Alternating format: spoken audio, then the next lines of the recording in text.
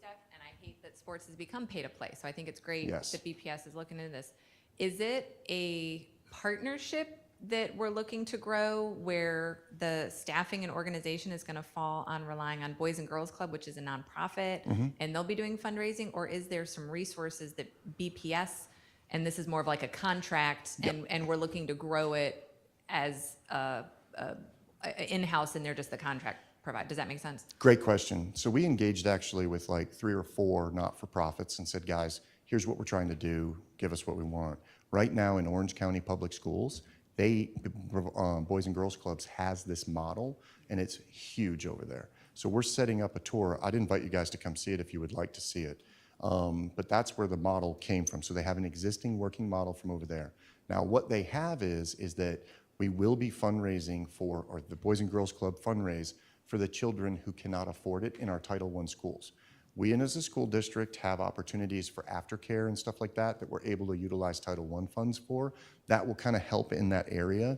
But then in the Viera Suntree area, where some of the kids don't qualify for that, it'll be a small nominal fee of like $20, whatever it is, $30 that many of the families can have. Just so you know, we have multiples to where there's only certain ones that can be played on the school, but we're contracting with like the golf courses so that the kids can go learn golf if the parents can get them there. We're not doing transportation, we're not doing all that, but if there's an opportunity for like them to know that there's an 8-week season to go learn golf and play each other, they can do that. Karate, the same thing, and that's to grow the sport at those locations. So But that's great. You have a model that we're looking at. Yeah. Like this has been Yeah. successful Yeah, there, this isn't- so we're not It's not in totally Matt Susan's head reinventing running around. wheels. Yeah. But for what you're asking, yes, there will be some fundraising opportunities for the kids. Costs are nominal, right? But the actual paying to play, there's a small fee, not anywhere near what it should be for normal ones. And then if there's children that can't make it, you know how principals can identify those children and be a part of it. There'll be a form that they can fill out. But the problem we had was we had to go through a third party because our principals are getting crushed right now, and to have one more thing where they have to take care of in the afternoon. So the Boys and Girls Club we feel was the best organization to team with and to go with and stuff like that. We also have like PAL groups. Yep. You know, like Yep. Boys and Girls Club and PAL, I think, have organizations that if it were a partnership or contract model that, you know, bring that into the. So here's the model we're looking at, to be honest with you. So if you say you're PAL, right? You want your program to grow. So what we want to do is say, okay, then go ahead and be a coach for your program for 8 weeks, get to know the kids, then promote the heck out of your program, because we don't want to compete with you. We want you to grow. And so that's what those community meetings are going to be, to get them to come in. So those are great questions. Did I answer it? Because I felt like I kind of, okay, good. Anybody else have any questions, ma'am? The reason why I'm going to ask what I'm asking is because I'm here for Bayside High School, but Yep. I also have elementary school kids, Good. one of which would love this. I mean, Yep. he's very athletic. So the reason why I'm asking is, are we able to speak with our principals in regards to this Yeah, you can just tell 'em ahead it's of coming. time, just to kind of get them Yeah, excited? just tell them, absolutely. So here's what you can do. You can go back and say, hey, we heard at the district that they're moving towards this. Just so you know, right now, they have a $500 stipend for intramural sports that was given to them in the fall. They have one that they have to enact something. So there's an opportunity right there. So that may be the vehicle to bring it up. Just say, hey, Matt Susan said there's a $500 intramural sports stipend that, you know what I mean, we were talking about. There's an opportunity for us to go to sports. That's the angle to start the conversation. But you have to understand the size and the scope of what we're about to do is very large. So we're trying to go slowly and get it done right. So those schedules and all that stuff will come out. Any other questions? Ma'am. Please wait for the microphone. Here. Thank you, Matt. I know you mentioned that it's coming to middle school as well, because I am coming from a middle school, and I know that a lot of the kids do love sports and Yep. participating, and they do miss having them. Yep. So I think it's great that it's coming to middle school. Aside from football, what else is going to be? Are you going to offer all of them to all of the schools? Good question. So if you, who in here represents middle schools right now? Okay. So have you noticed all of the expansion of the sports that have been going on, right? All of a sudden, like, there's soccer in the mornings and all these other things. We created, so they're already in phase 1, whereas the elementary schools haven't even started phase 1. So phase 1 right now is getting all of those programs and the need and the knock around in the middle schools. So you saw this year, you saw volleyball coming to some of them, you saw soccer coming to some of them, you saw like they had the option to have the intramural sports. What we're trying to do is gauge how much there's interest in there. We also brought beach volleyball back.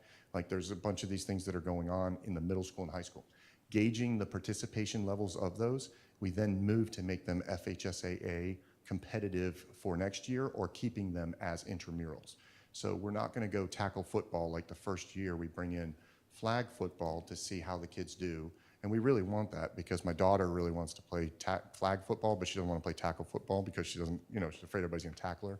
But the thing is that we want to be able to gauge the interest in the middle school, which we're doing now, and then move to more competitive next year. But just so everybody's trying to figure out how it works, we're trying to create a vertical integration between elementary to middle to high, where you have soccer programs at the elementary school that has the high school football coach or soccer coach or whoever assisting on how those practices should go, how those plays should go, stuff like that, so that as they come up and they get right into high school, they're already playing and they're already competing and everything else. It's kind of a vertical integration between the sports. Ma'am.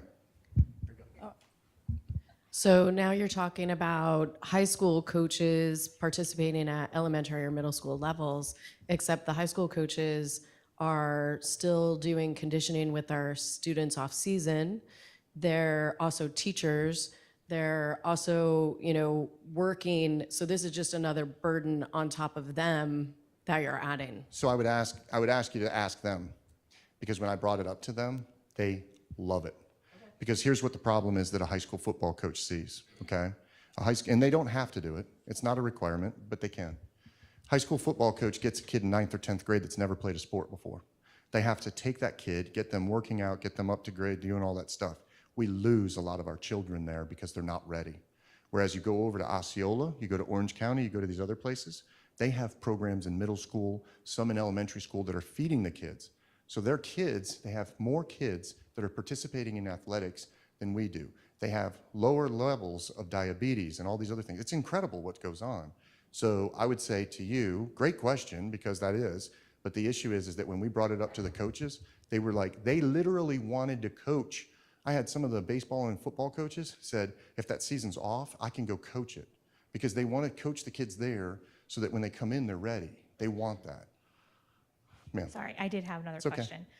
Do you guys have an idea for when it comes to transportation? Because say for a middle school or an elementary school, they don't have football fields or baseball fields or whatever, Right. so they're going to have to go to a different location. Right. And I know transportation is an issue after school with some kids, parents work, can't get there. So is there going to be busing involved? So there are going to be some sports that are going to be very difficult. So baseball and softball for our middle schools, if they're not attached to a high school like Satellite and Delora and all of those things, it's going to be a situation where we've got to figure those components out.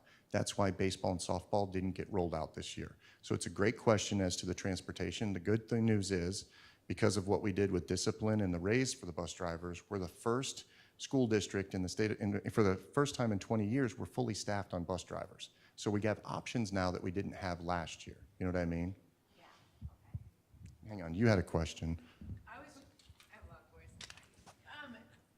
In regards to the coaches, we're at Kennedy Middle School, and the coaches from Rockledge High Volleyball come over. They want to come over and work with our middle schoolers because it helps get them ready for what they're doing next year. They get to know the kids, and then it's an easier transition.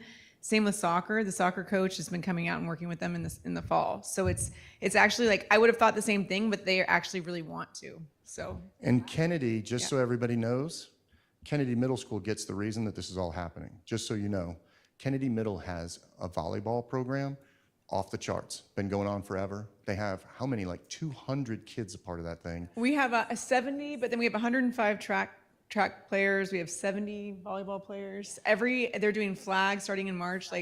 Our athletic director and assistant athletic director are just absolutely rocking it. And they go out there, they call the parents in the hall, do you want your kids to come? I mean, it's incredible. It's the greatest thing I've ever seen. And the kids are so excited, and the coaches are excited, and the high school comes down, Rockledge comes down and works with us. So it's incredible. And all of your coaches, your athletic director and everybody else, they text me all the time. I love that school and the model. And Yeah. that's the drive. To be honest with you, this has been it's been a big lift, right? how do we not impact the elementary schools? How do we bring this for the kids? We all want it, but how do we do it? That's the dream and what you guys have done. So thank you for being a part of that. It's huge. So my next question is, because I'm from Central, and Yeah. I'm not seeing a lot of extra intramurals yet. Yep.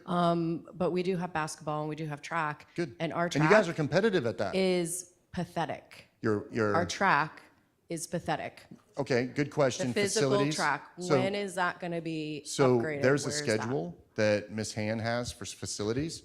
She has the construction. So she's identified all, about 2 years ago, we knew that some of this stuff may be coming. So we put in for the half-cent sales tax and other things, an entire thing that says, okay, here's all the facilities, here's the layout. You guys should get a presentation. Maybe that's what the team can do, is have facilities come in and give you guys a presentation over the schedule for stuff. If you've noticed, all of the high schools got rubberized tracks because we were competing against schools over in Orange County and everything, and our kids were running still on the pavement. So Sue Han took that on and rubberized all of our tracks. So there is a schedule, and we can do that. What we got back there? Microphone, please. Hold on. We got enough time for maybe one or two more questions, but we got to move it along too. Sorry, I just want to say West man. Shore and Edgewood don't have rubberized tracks. My husband's a track coach at Edgewood. Those kids don't have facilities to jump. They are running on a parking lot. They have amazing runners. They have amazing coaches. Yep. And I want you guys to consider, maybe instead of, if you just provided them transportation to Merritt Island or a closer track and have like facility sharing, but those kids are not given the chance to excel or get scholarships. But I did want to ask you about one other thing. Sorry. No, go. I've had some teachers at my school ask me about Epic and Prodigy, and I think it was the school board voted to get rid of those last year, but you guys have had about a year to reconsider how to get those back in the classroom. But those were great resources for kids to read thousands of books in the classroom.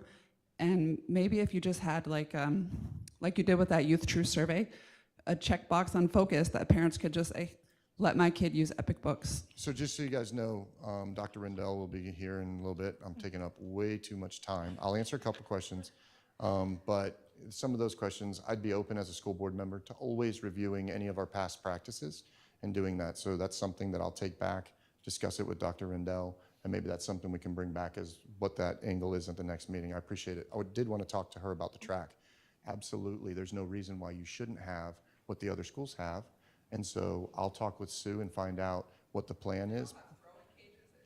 Listen, I get it. I understand. So what we need to do is have a plan for that. And I would not doubt that Sue has a plan. It's just probably part of the schedule. So let me get with that for you, okay? Let me do these two, and then I have one announcement, and then we'll go. Hi, thank you. All right. I'm here for West Shore, and absolutely, I always appreciate when somebody speaks up, but I'm also here for a Title I elementary in Palm Bay. Okay. And Which one? Palm Bay Elementary? No, Lockmar. Okay. We're Title I this year. Yep. And they're renting out their fields to a rec team for soccer. And the kids, their eyes light up when they see them mowed. That's it. I mean, I brought pictures of our facilities. They're not safe. Okay, now- Everything's now comes the bad no, news. it's I was like, really yes. sad, and I would like you to have them. Okay. Yeah, I'm anxious. What's you know, is it that the ground is unsafe? Or what the is it? ground is uneven. We've Okay. had people fall. Our basketball court is rotting No. away. So this basketball courts in almost every elementary Yeah. school are not up to par for what we need. There are ones that don't even, like, Yeah. you have a basketball. I've seen them to where there's nothing. Yeah, so it's getting there some Yep. places. We have just rust everywhere. The kids fall. Yeah. They can't even use the facilities they have. And so I was wondering if you are prioritizing Title I schools at all when you Yep. expand the program. I think what we need to do, just so what I'm hearing you say is, Mm-hmm. because Sue has identified these issues at the elementary schools, and she's got a plan for them.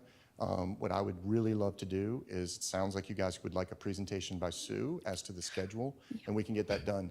Because That'd the be one amazing. reason I can't have basketball at the elementary schools this year is Yeah. because the middle school, right? And that is the easiest fun thing for kids to do, and It's one of the best amazing. cardios that we can get them to do. And they do it. They just fall. They fall a lot because the ground is uneven Yeah. and there's cracking in the concrete. Yep. And there's a church that comes to paint, and the paint comes off immediately because of So- the asphalt.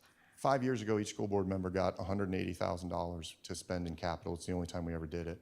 I put all my money to doing the courts at Croton and all that stuff. So I agree with you. I hear you. Let me get Sue to do this presentation. That would be amazing. And I do feel like getting them to wiggle more reduces their behavior. Please save it. No, I you have need to my give own this- copies, friend. You need to give this to Sue when she comes. Okay, That's- well, we just saw her and I discussed other issues with her at the last meeting, but please, my principal would love that I gave that to you. No. It's awesome. Thank you. All right, one more, and then I got to make an announcement. Here we go. Also at the intersection of facilities and sports, Jefferson Elementary in Merritt Island now has the distinction of being the only school who's ever had an indoor basketball game rained out. Because we have terrible roof leaks that have been identified for more than 5 years, and our principal's just getting put off and put off and put off and put off. And I am a huge proponent of sports because my kids, all of them do it. And it's so demoralizing for our children when we have a team Yep. and they can't play. Yep.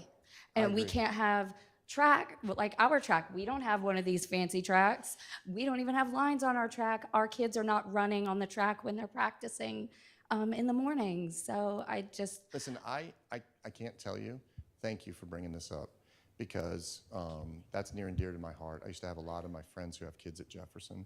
So I did not know you had roof leaks. I'm sorry. It's not my district, so I didn't know. No, But let me get Sue, because she will answer all of your questions. But listen, this is what I was hoping would happen, is everybody would say, we want this. That was the first thing that happened. The second thing is, none of our facilities are up to par. So that puts that on the front log, and we can get this stuff done. So that's one of the reasons I shamefully did what I did today. So thank you. All right, one last thing. And then I promised Ms. Kershaw, she's really mad at me, former board member, Ms. Janice Kershaw, who is the most amazing person, does more for the district than any other school board member could ever think of doing. But here's what it is. I want to get kids to work. I want to get them to go to work during high school, after school, after they graduate. Let me tell you. So we created the largest jobs program in the history of the state of Florida 4 years ago, right before COVID, and then it fell apart. What I'm talking about is getting normal kids to get to work. We just opened up on-the-job training. So your child, if you're in middle school, some case, but high school for sure, will be able to take off either the morning until noon or from noon on and go work, literally. And it can get paid to do it. It's legal, okay? Not many people know that. The other issue, though, is that we have students with disabilities as a part of our BLAST programs that I want to find a home for. So what's happened is, as students with disabilities graduate, they can stay on with our BLAST programs till they're 22, and then they're forgotten. I'm not gonna lie to you, it's the saddest thing. I've been meeting with a lot of the families, and what's the problem is that they leave, they have all this interaction, they have all this stuff, and our community is not doing a good job to bridge them into the workforce. So what happens is a kid will graduate from having all this connection and then turn around and go in, all of a sudden they go home. And the most that they can do is they go in and they end up doing trash for somebody. Or Publix is a great organization. Go ahead, ma'am. We need a microphone. Absolutely. I heard her. You're absolutely right. That's part of it. So what I'm going to do is a big push. I have somebody in the audience who said that she'd help me with it. But I'm going to try. I'm with the Economic Development Council's Executive Board of Directors, and I've told them that there's a federal set aside that 7% of their workforce is supposed to have people with disabilities, and they don't do that.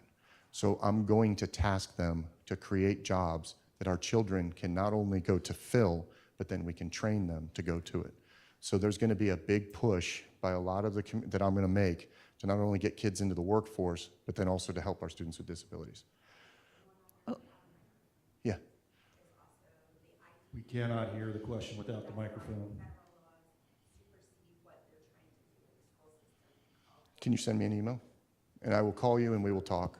Absolutely. Ma'am. Is there a way to help be a part of that? I own a nonprofit in Palm Bay. Anybody that wants to literally help me. So I'm trying to, please do, send them your email, whoever emails you here, they'll give you my email. What I'm gonna do is I'm gonna create a jobs program where those students with disabilities come, and we have all of the employers who are willing to hire a student with disabilities, and they can hire them there. I'm trying to get that done. So. Right, BAC, Brevard Achievement Center, is only one of the providers, though. There's 4 other providers. You have Bridges, you have all of the other ones. So I'd love to do that. Like, I don't want to recreate the wheel at all. You have EmployU, you have Bridges, you have BAC, and that whole piece, they were all part of that huge jobs program we did years ago. We can do it again. So, all right, guys, I'm already getting the hook. Thank you. I'll never be allowed to come back in front of you guys, so this is the last time. Thank you for being who you are. I really appreciate it. So, Thank you so much, Mr. Susan. I'd like to introduce Miss Janice Kershaw.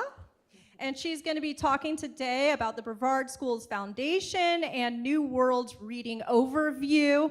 And I do have everyone's contact information that will come out in a follow-up email. So if you do have other questions, you will be able to do so then.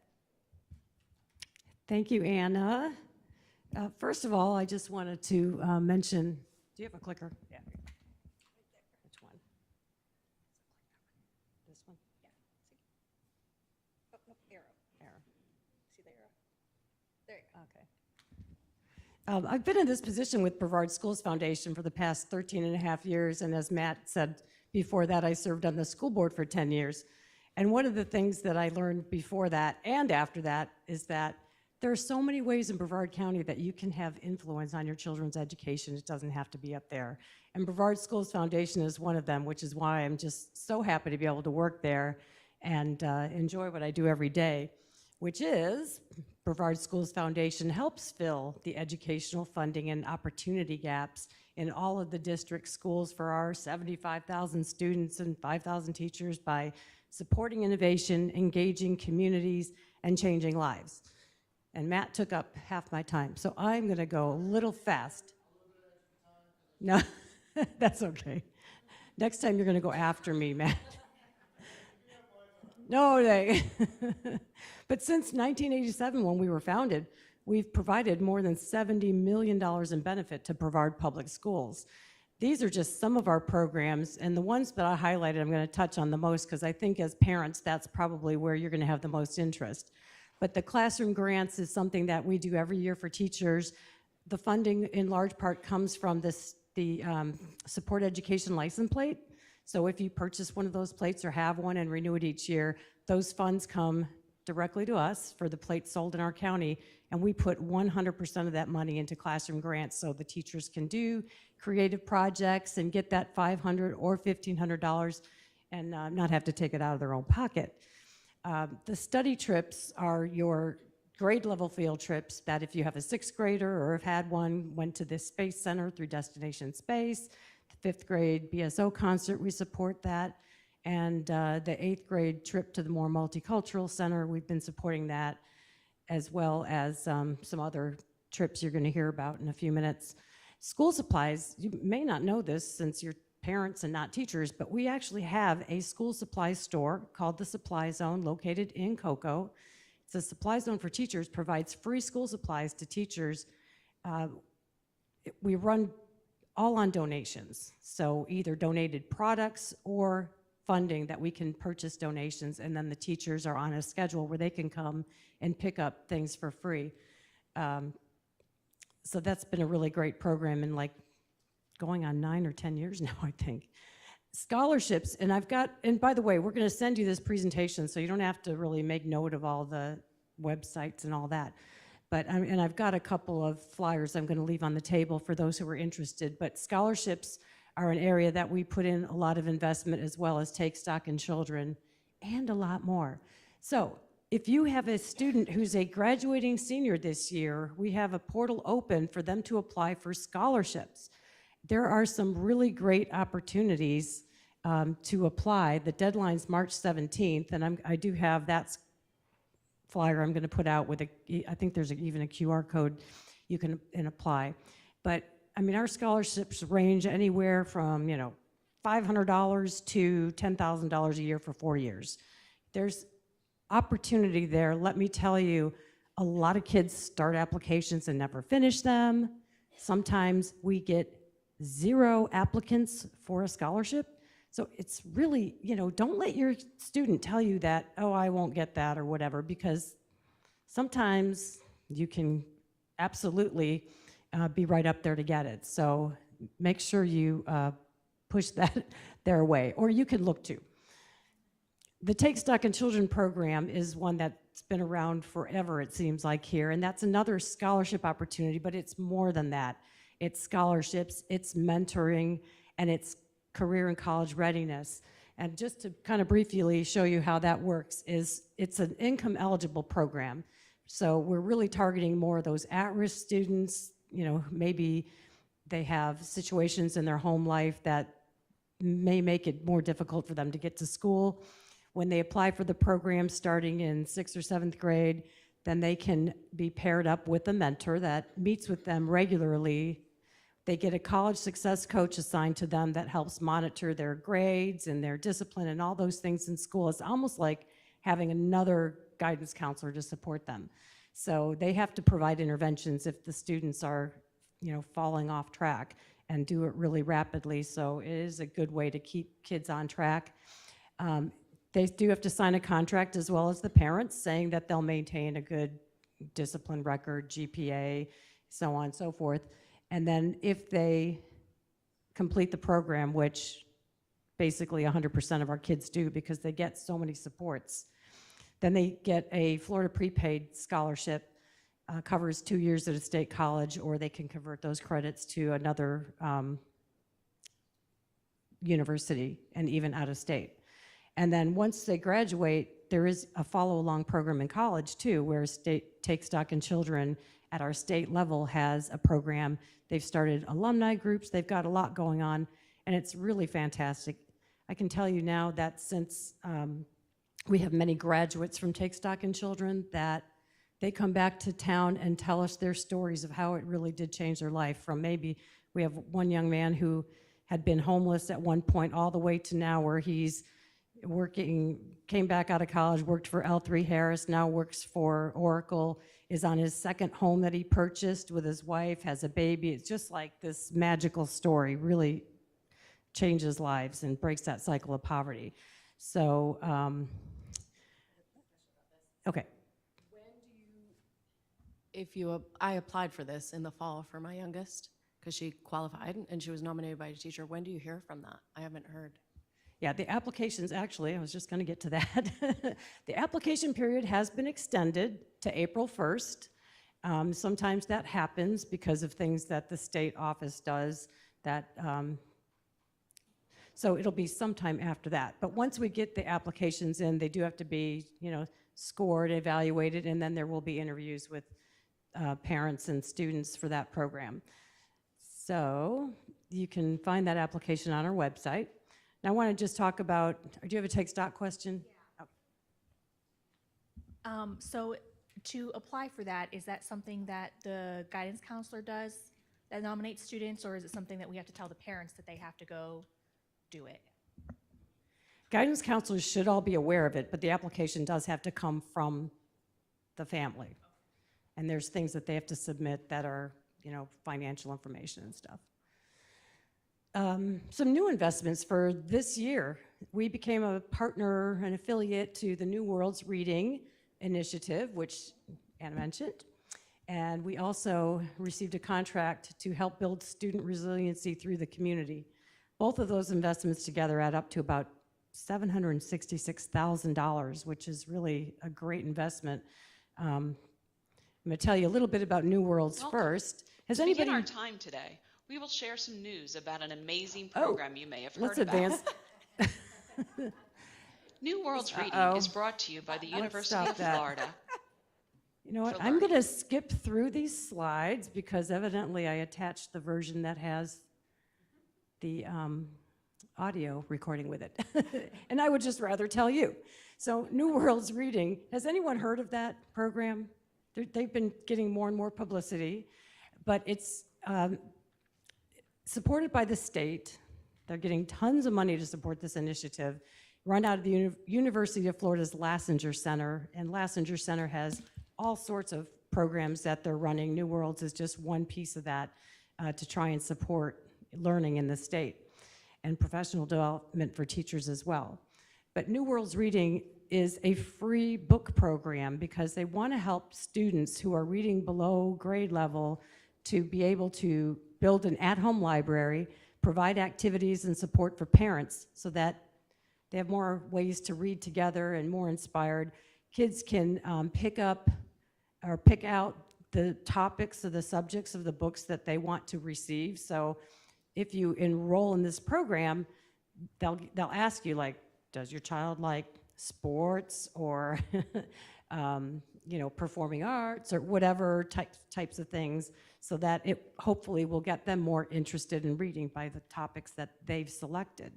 So and I'm going to leave one of these handouts with if anybody is in elementary school or younger, because the program is only for like VPK through 5th grade. And you can enroll at any time. And you don't even have to necessarily know if your student's eligible, because Lassinger Center is able to verify the eligibility with the schools based on the test scores. So, if you enroll and you never receive any books, well, your child is probably already reading on grade level and doing a great job.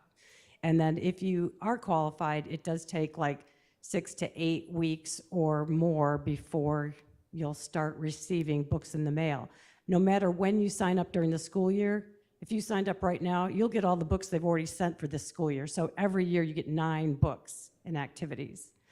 And the other great part about it is, say your child's in kindergarten and they're not reading up to where they should be. You enroll, they say you're eligible, they start sending you books. Well, by 1st grade, your child may be caught up. They're still going to get those books all the way till 5th grade. So you're still going to get that library of books. So there's going to be information, and I'm also going to send some separate flyers to you aside from the PowerPoint that you can share out with the school or other parents so that they can apply.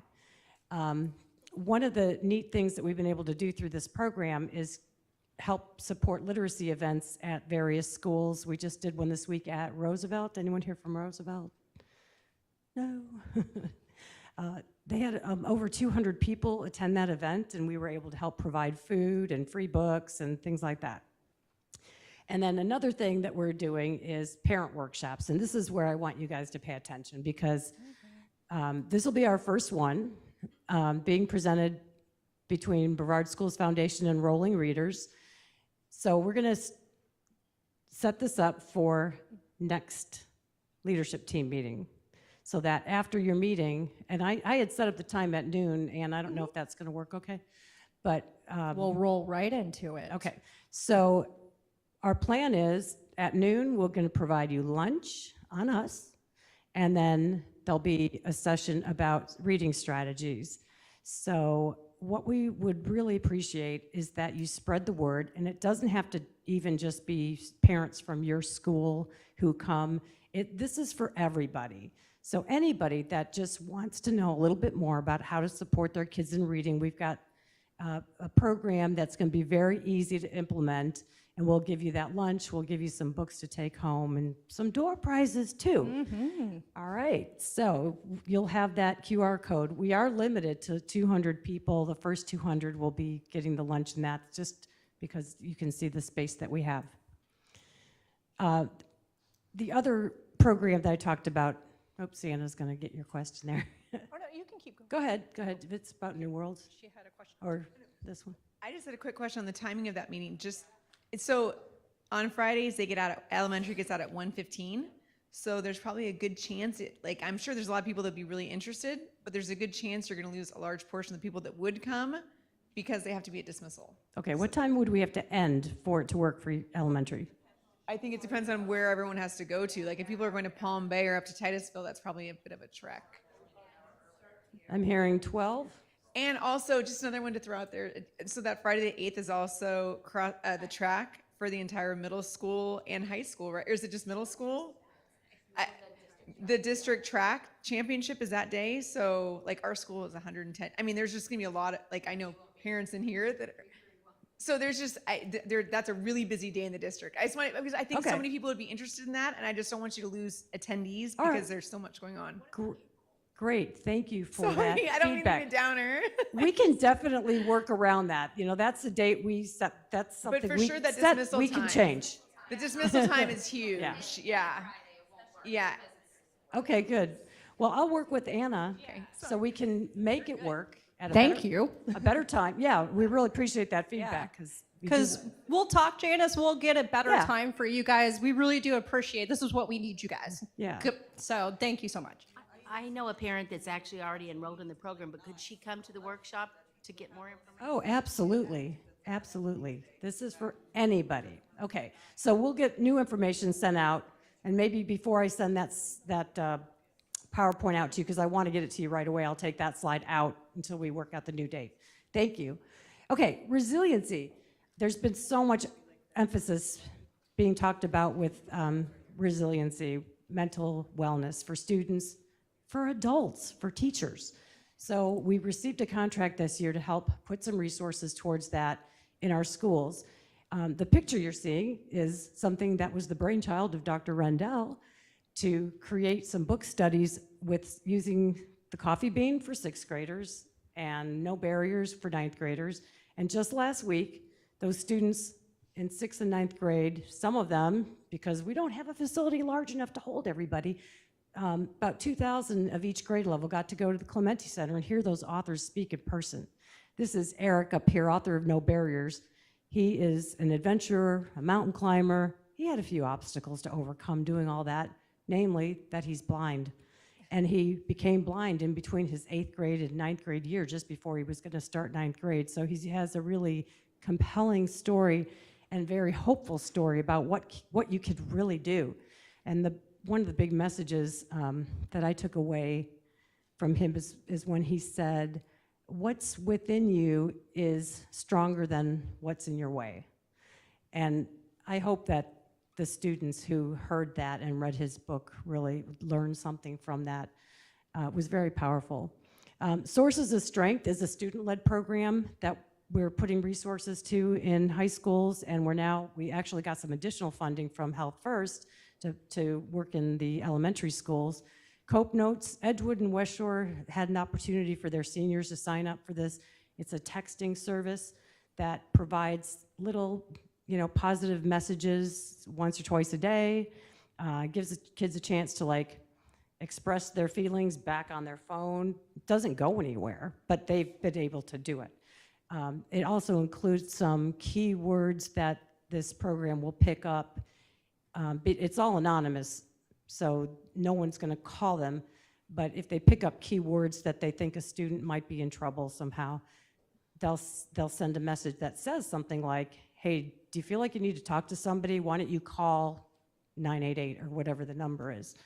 So that's kind of a cool program, and we went in partnership with Space Coast Health Foundation on that and a couple other things that we're going to talk about in a minute. We also put quite a lot of resources into educator support and professional development programs. Question? How do you protect yourself from liability if it's a school thing being implemented where these kids can respond, but then you don't have any way of getting in touch with a child that might say something? Basically, it's a connected to the voluntary school? program that they sign up for. They're not required to. They can sign up for it, and it's really it's pretty innocuous when you think about it. They're just getting a positive message. Like it might be somebody telling you one day, like, "Hey, you're strong. Be your best today." Say, I'm not really feeling very strong today. I'm actually feeling quite the opposite, and I'm thinking of doing something harmful. If it's school initiated, I think it's a great thing. I'm just saying, how do you protect yourself as a school district if that child then takes their life and in their phone, is this something, the parents are reading the text messages from and they expressed suicidal ideation and the school couldn't figure out who that child was? That's a question I don't have an answer to at the moment. I don't feel like there would be that kind of liability from a student writing that in their phone, a voluntary thing that they signed up for, but that's a good thing for us to look into. The hope is that programs like this will keep students from doing those things. More often than not, your brain has more negative thoughts during one day than it does positive thoughts, and so the idea behind programs like this is kind of interrupt the negativity, and get something positive in there. If it's an anonymous program, but they're using their phone, I mean, I don't know this program, but they would be able to track that student. They would have their personal contact because they're using their phone. So it's attached to their cell phone number or an IP address. If there's a live person that's following that, they would be able to reach out to the resources at the district. But They may be able to, but they don't. This program is completely anonymous. That's the promise that they make when you sign up for it. So we're going to move ahead because there's a few more things to talk about, and we're just about out of time. With the Space Coast Health Foundation, we've helped them create a program called the Daily Thrive. And this is a 30-day mental well-being challenge that you can sign up for with the QR code. And every day you'll get an email that gives you a little activity to do.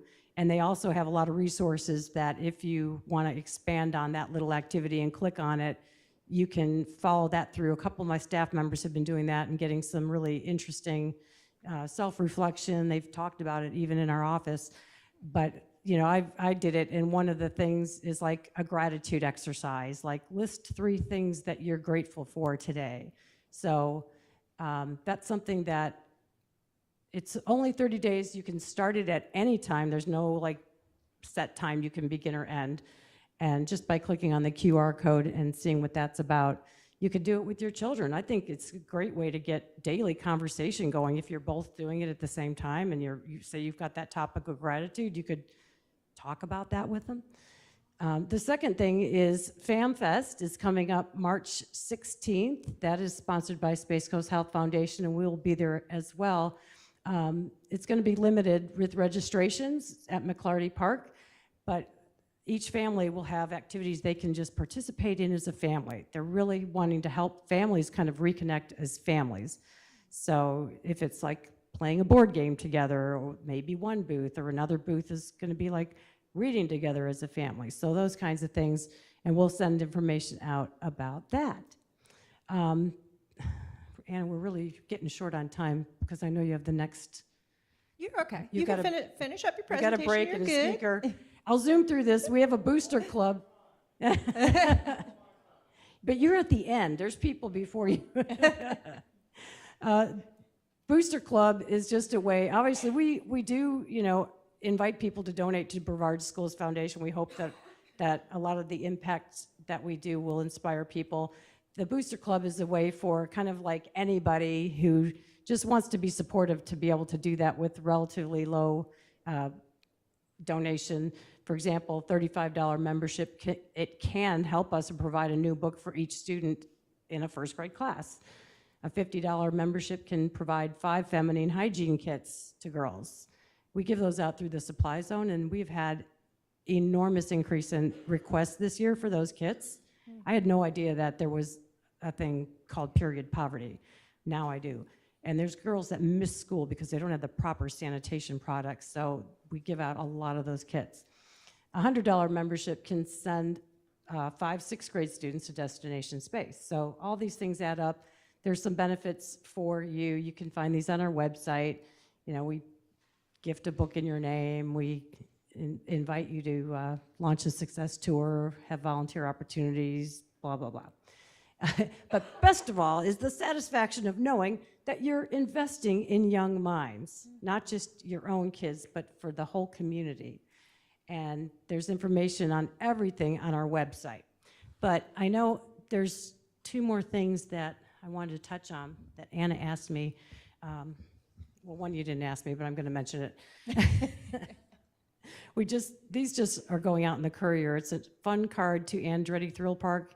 And if your students present the card and they get $12 discount on a wristband purchase with this card, then they make a $2 donation back to Brevard Schools Foundation that we can then put back into the schools.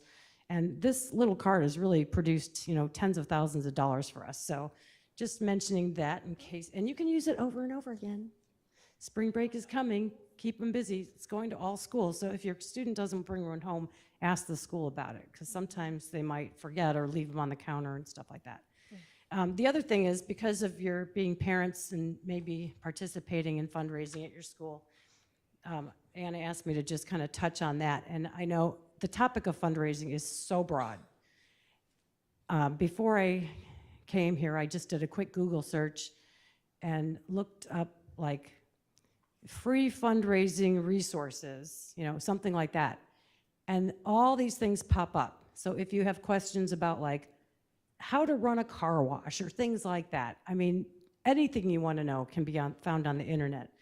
There's nonprofit websites. There's a website called Bloomerang. They do have a product to sell, but they have seminars that they offer for free. So there's lots of resources that way. What I wanted to kind of touch on was Brevard Public Schools and Brevard Schools Foundation, how we work together. If you've been on the Brevard Public Schools website, they have a policy section, and there's in the 9,000 section, there's policies on community relations and on parent organizations, booster clubs, and other fundraising activities. And basically, a couple of things I wanted to point out in those policies. Any gifts that are made to schools in the amount of $250 or above, whether they're cash or in-kind donations, are supposed to be funneled through the foundation so that the required charitable tax documentation can be supplied to the donor and the district, and maintain accurate records of accounting for auditing purposes. Our foundation is considered a direct support organization to the school district, and our financials become a component part of the school districts, and so that's kind of an accountability piece there. Any equipment proposed to be purchased by a parent organization for use in the school or at a district-related event shall be submitted to the principal of the school prior to purchase, so it can determine if the district would incur any liability by its use. So one of the key things here is anything that you have a question about, you need to contact and talk to the principal, because sometimes people want to give really crazy things to the schools, and a lot of times it's because they want to dump something on the schools that they don't want to bother fixing or whatever. And you can say no to donations that are going to be something that may cost you more. We get offers of computers all the time, laptops, things that are not supported anymore, things that maybe we need to buy batteries for, and then all of a sudden you're stuck with this donation that you can't use, or you have to put money into to make it work. So just be aware of that. Some things I wanted to mention on the parent organization one is just, they emphasize over and over again about the principal being involved in your planning for fundraisers and how those funds are going to be used. So principal is key, and you want to have good relations with the principal. Now, as far as Brevard Schools Foundation, sometimes people ask us about crowdfunding. We do not support crowdfunding. We can't support crowdfunding currently. So even though sometimes you could go on GoFundMe right now and you could pull up Brevard Schools Foundation, we did not sign up for that. We have no control over that. GoFundMe, they just pull public records of all the nonprofits. They drop their names in, and anybody can go and sign up. But we can't, please do not attempt to use that with our name, or you may not be able to see the money. Also, you can't use the foundation's tax exemption number. That's something that we're not allowed to do. And a lot of the things, when I say we can't do this, can't do that, a lot of those decisions are coming down from our auditors. So it's not out of not wanting to be helpful in a way like that, but it's things that can get us in trouble, cause us to lose our nonprofit status. We do have a third-party fundraising policy, which is interesting. If an outside group wants to have a fundraiser and then give the money to the schools or whatnot, we have a policy and an application that groups can do that. Sometimes we get calls from people and they'll say like, hey, did you know that, XYZ organization, they're having a fundraiser, they said all the money's going to the schools. We didn't know anything about it. I can't attest that that money is going to where they say it's going. That's why we created the policy, really, for protecting donors, because sometimes there are those people out there who say, oh, we'll give the money to the schools, and they never talk to anybody, ask anybody. You think you're doing a good thing, and then nobody knows where the money goes. So we have that third-party fundraising policy. We can help you with opening an account. If you have a parent organization or something, we can open an account at the foundation to set up and be like a conduit for funds. We can hold the funds there, pay for things that you need paid for when the time comes. There is an administrative fee for those kinds of accounts. We do pass through checks for the schools all the time. There's no admin fees on those. Also, if you have your own 501c3 nonprofit status as a PTO or something, you don't really need us because you can do everything we can do. So you don't need to deal with us at all if you don't want to. And then taking credit cards, now this is something I would love to be able to do. We take credit cards on our website, but we can't take them on behalf of other things besides our own programs. At this point in time, it's because of back-end stuff, and we wouldn't even be able to know what the donation is going for. So if all of a sudden, 1,000 people made a donation, we wouldn't know where that money is supposed to go. And we have to be really careful that we direct donations according to where people want them to go. So we're very accountable that way and want to make sure that we stay legitimate. So I think that's about it for that, Anna. That's If good. there's any other questions. Does anybody have any questions for Miss Janice Kershaw?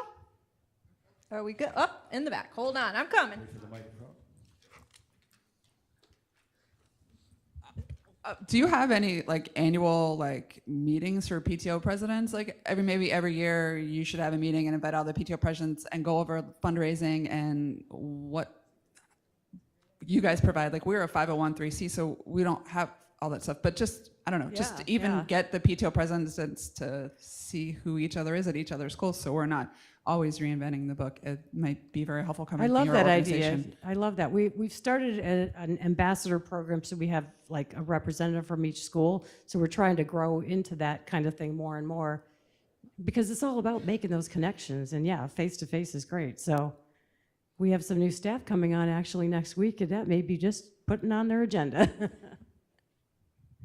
No, and I guess to piggyback on that, Edgewood is at a disadvantage because we are not a 501c3.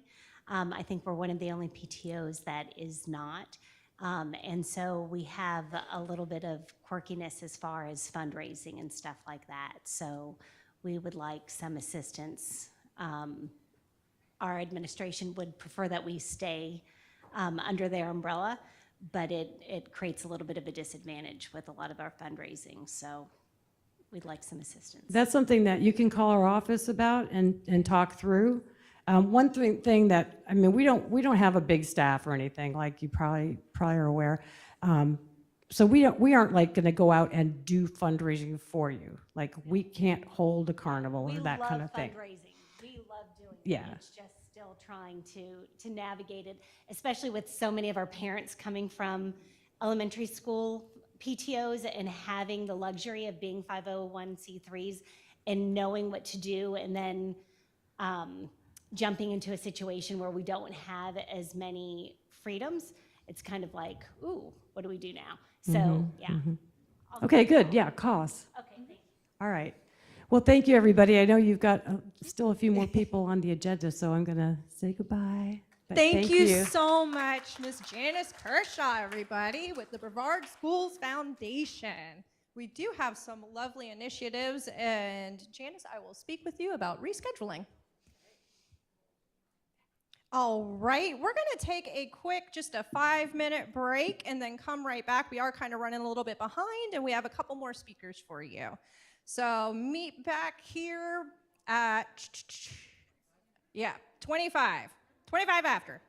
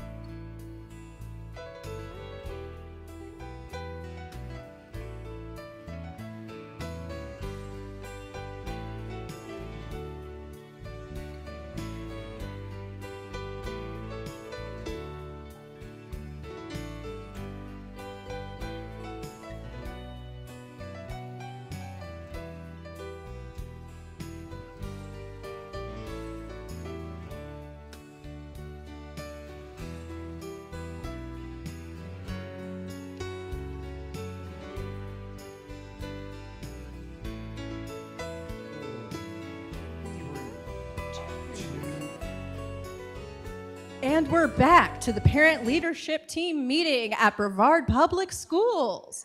All right.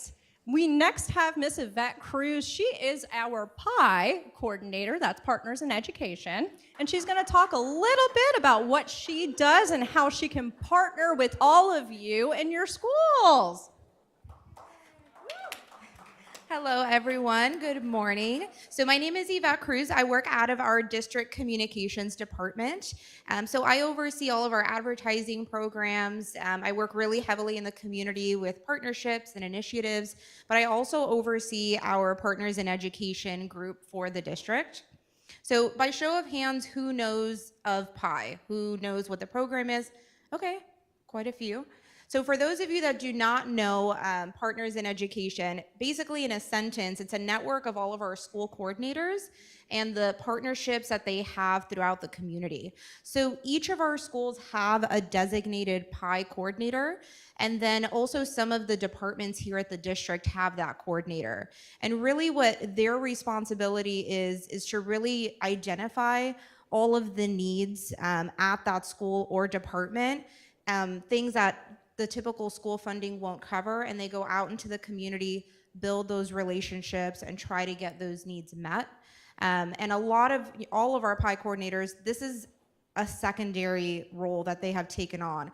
All of our PI coordinators are either full-time teachers or bookkeepers, social workers. So this is something that they have taken on. Most of them have volunteered to have this role because they're that passionate about getting those needs met for their students and families and staff. So as you can see here, we partner with pretty much everyone. We partner, it's not just limited to our businesses, but all types of organizations. Our businesses are nonprofits, our faith-based organizations, and then our community groups as well. And you know, there's two things that I say is why this is so successful. And the first reason is that it is a true partnership. So it's not just, you know, I need this, I need this, I need this, the community gives it to you and then that's it. This is a full partnership. So not only is our community helping our schools, but we're also giving back to them as well. So as parents, obviously you see all of your schools' newsletters, everyone has their own social media pages, some of our schools have marquees, and our schools do a really good job of shouting out those businesses and also getting their organization known as well. So I remember when I first started and I looked at the PI program, I was like, how can I wrangle this? We have a lot of schools, we have a lot of coordinators, and our needs are great. So how can I put this together?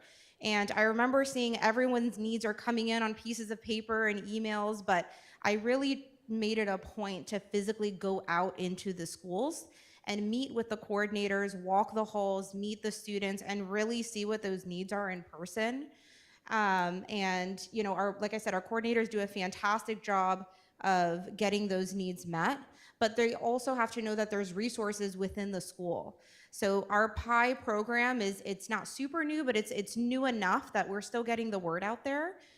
So I've definitely encouraged them to utilize our PTOs. A lot of you here, I just heard, are part of your PTOs. It's really important that we're all working together and identifying what the needs are of your schools, or whether you're trying to raise money for something as simple as band uniforms or trying to do a massive beautification project at the school. So they definitely work hand in hand. There's also our booster clubs, but also our other coordinators. We're definitely one big family. Our coordinators will communicate with other coordinators in the area, neighboring schools, to try to get some of the needs met. Maybe they have a partner that donated X amount of things and they have things to spare. They're really good about connecting with their neighboring schools and getting those needs met. And when I say needs and donations, there's really three pots that I categorize them in. We get donations in terms of cash, whether it's gift cards for teacher appreciation or vouchers or coupons that they, you know, give families. And then we have our supplies, anything that's an in-kind physical donation. But then we also have volunteer hours. So I'm really happy to say, so far, this isn't year to date right now, this is half the school year. So as of January 1, through the PI program, we've raised, this is, you know, throughout the whole district, we've raised over $332,000. We've brought in an estimated value of over $559,000 in donated items. But then we've also had over 11,000 hours in volunteer work to our schools that have come in through our PI community. So the second thing that I think makes it so successful is our communication. So we are in constant communication, right? So our first one is the partnership through and through in every sense of the word. But the second thing that really makes us that successful is that we are constantly communicating. So the way that our year looks like, every August when school kicks off, we have a massive kickoff event. All of our PI coordinators come. We go out to the Melbourne Auditorium. We have over 50 to 60 partners that come out, some that have partnered with our schools for a long time, some that are interested in partnering with our schools and how they can help. And we do a massive networking event, an expo style, and then professional networking for our coordinators. But every single month we have a networking meeting, and it's open to the community, it's open to our coordinators. So if you've never been to one of these meetings and you want to go, our next meeting is on March 6th, and then we have one April 9th and May 9th. And this is just a really great way to see everybody in action, to really see everybody communicating with each other and networking and saying what they need for their school and how the community can help. And it doesn't have to be a donation. It can be an initiative. It can be really anything. So we've definitely done a really good job with that, and we're constantly growing. We also have a Facebook page. So if you have not followed us on Facebook yet, it's called Brevard Schools Partners in Education with PI in parentheses. And you'll definitely see there, you'll see all of our businesses. Hey, we have extra of this. What school needs it? And a bunch of schools will say, we need it, we need it, we need it. And then they'll definitely contact me as well if they need additional contacts or anything like that. Goff Orthodontics has been a fantastic PI partner. They do a really great job of giving back to our schools, and that's just one of our many PI partners. We probably have over 300 active organizations that are helping our schools every single day. And I'm constantly at community events. I'm constantly at chamber events, chambers of commerce and community things. And I will tell you the one thing that I hear the most of is, hey, I'm from so-and-so company. I want to help a school, but I don't know how. So that's really the number one thing that I hear. And this is such a great avenue to help, or getting with PTO groups or anything like that. So sometimes it may be difficult for people to find out how they can help the school. Maybe they don't know what they need. So this is a really great avenue to find that community support for our schools. So thank you. Thank Short you and sweet. so I know much. we're running behind. Does anybody have any questions for Ms. Cruz? Here, let me come bring the microphone to you.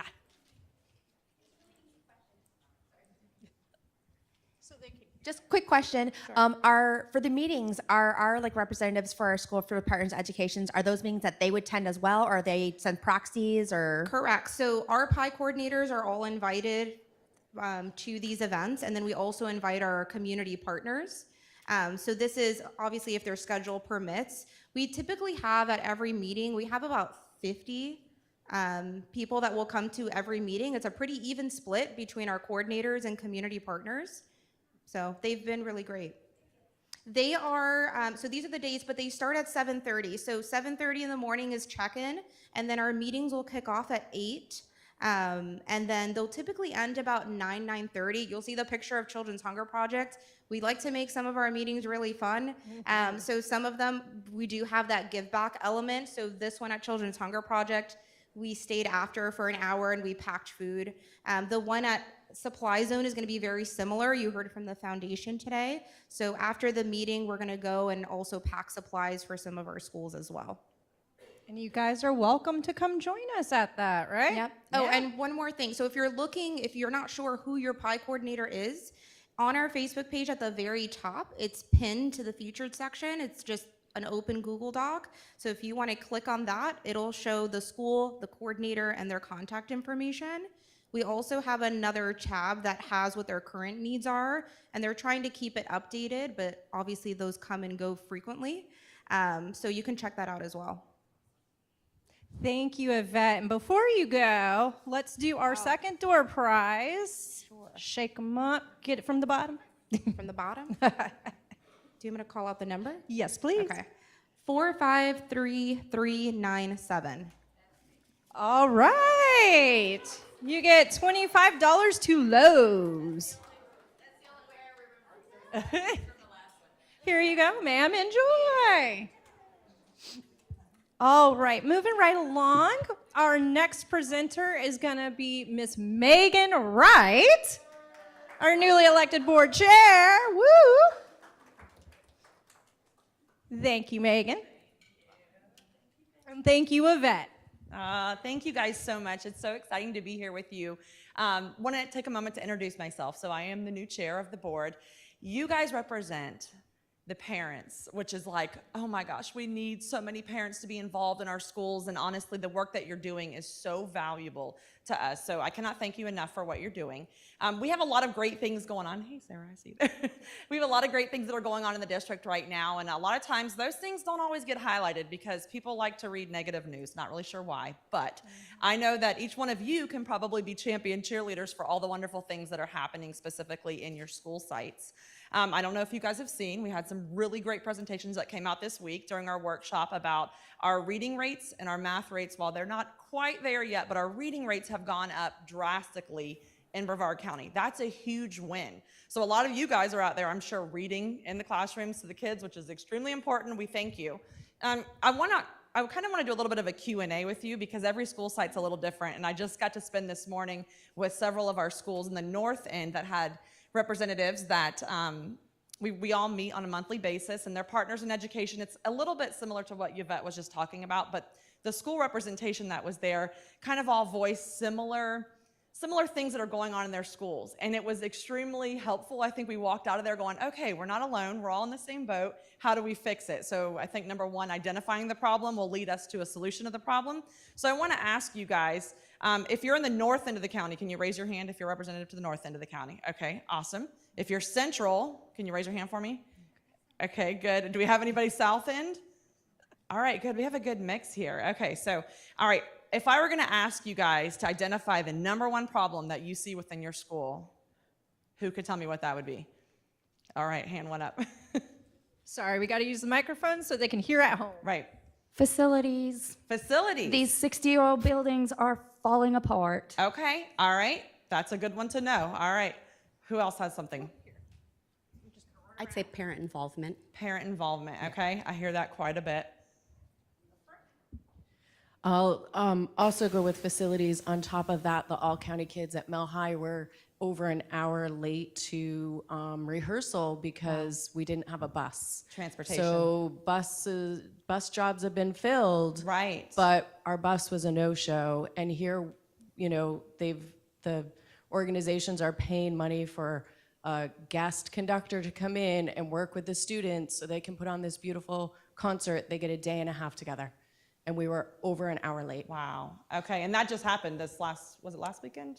Yeah. Yes. To also tap on that, okay. So disappointed that the school district didn't spend the money and pay the contract and let us be at the King Center. My kids have been part of All County since they were in 5th grade. Okay. And what a disappointment.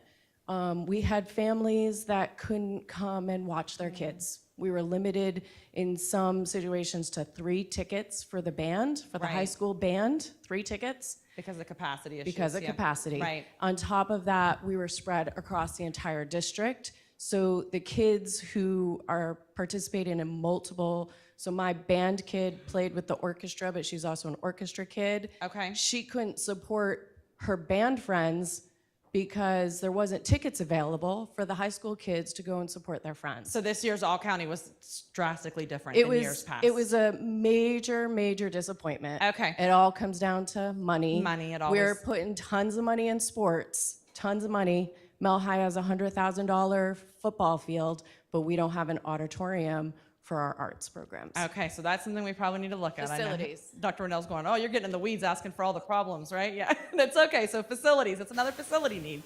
Go ahead. So in the South End, we have a lot of problems with aging facilities and parent engagement.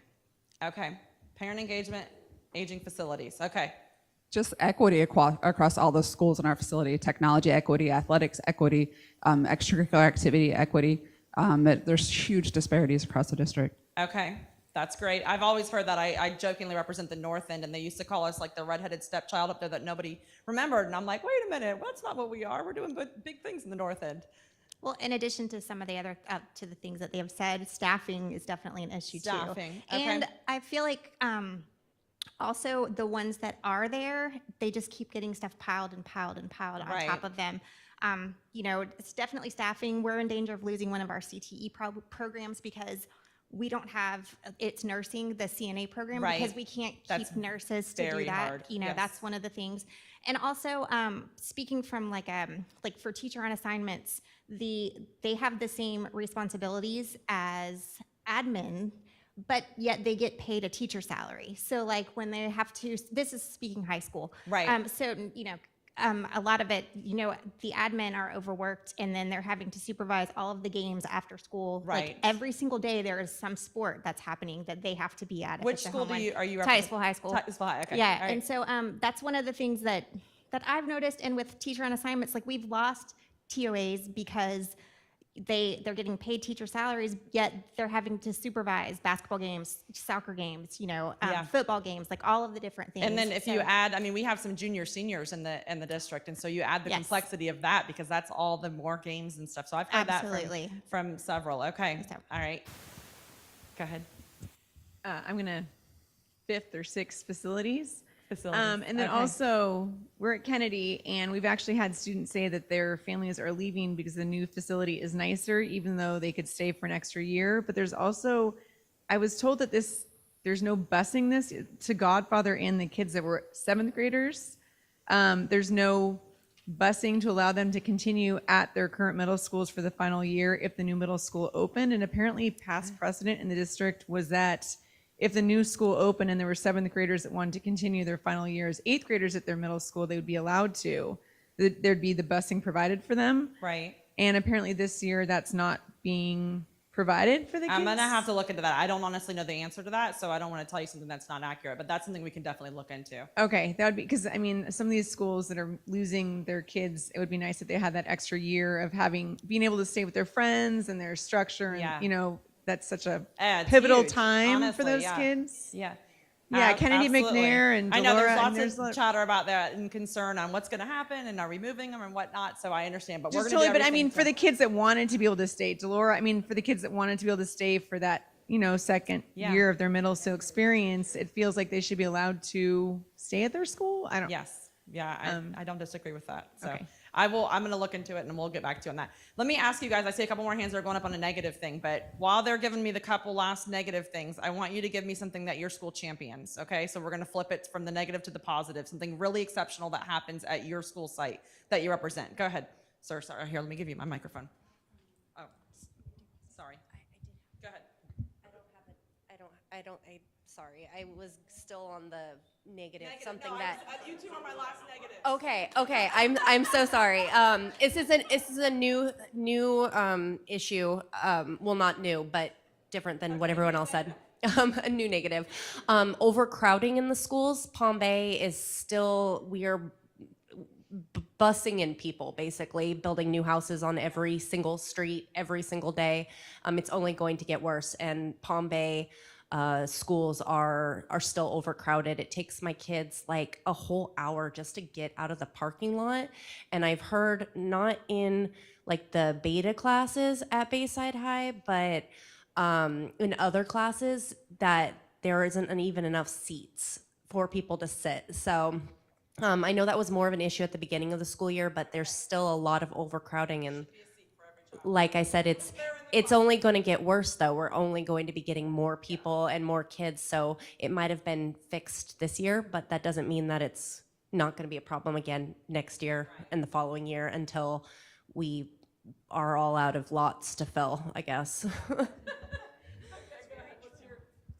So I just had two things. One is navigating all the new requirements coming down from the state as far as permission slips, books in classrooms, things like that.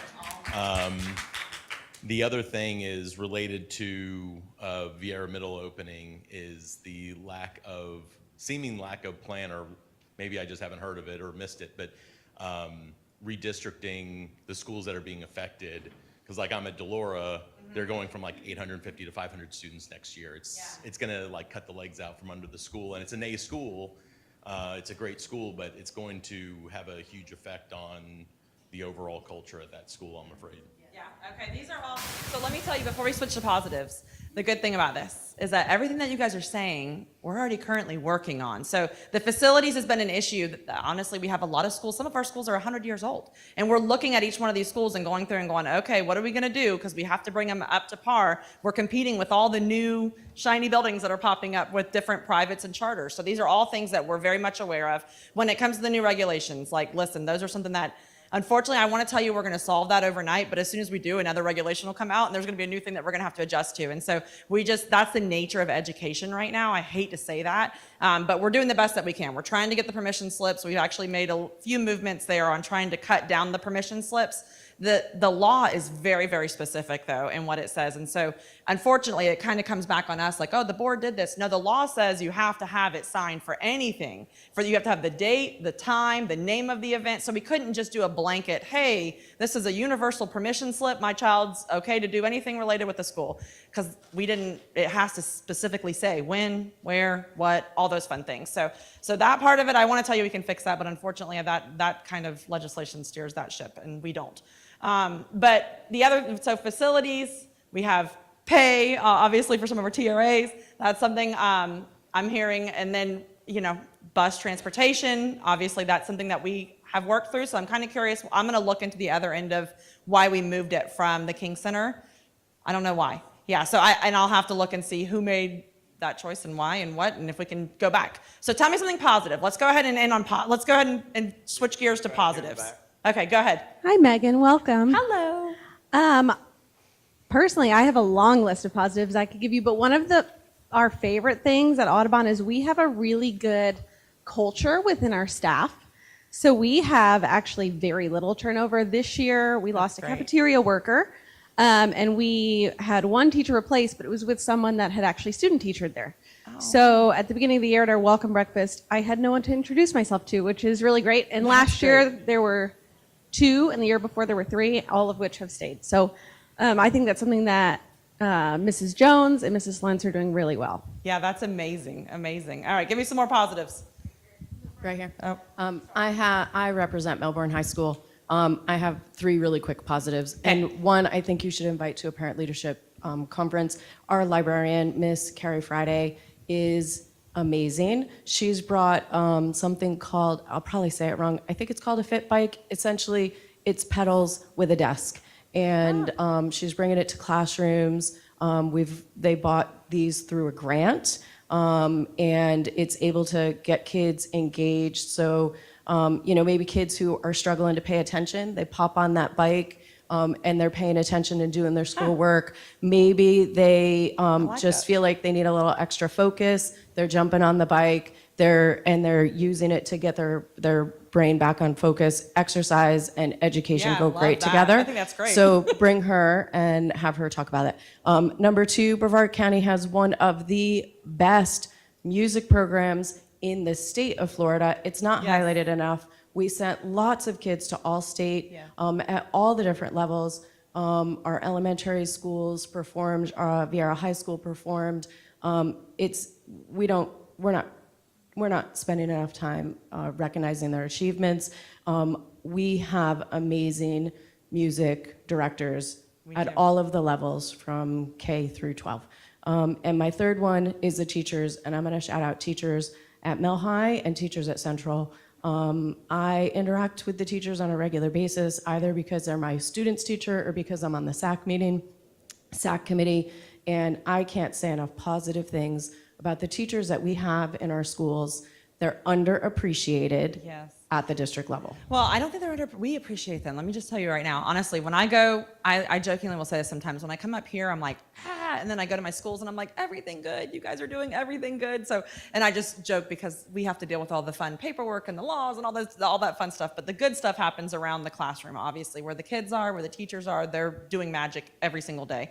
We appreciate them tremendously. All right, you have a positive? Yeah, okay. I have a positive. Last week I attended the South regional engineering and science fair, both at the mall and the award ceremony, because my son is a senior at Bayside.